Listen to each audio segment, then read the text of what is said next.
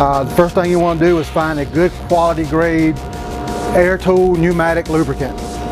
This has special additives and stuff in it to help extend the life of a tool. Drop 2 or 3 drops in the inlet. Kind of hold the trigger in just for a few minutes. Let the oil distribute throughout the tool. I do that at night and leave it overnight, so if there's any moisture or anything that got in the tool during the day while I was using it, the lubricant can help go in and disperse and dry out any of that moisture. The next day when I come in, quickly I plug my air up to it. So you might want to just take it, put the rag over the exhaust, hold it away from you, away from your eyes.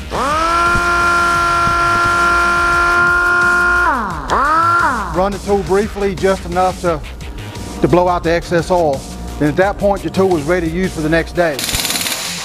Got good torque going back on. And that's the main thing, is having the torque to put the wheel back on where it stays on. And like I said, it's real light, easy to use, fits good in your hand, and it makes it a lot easier when you go home at the end of the day.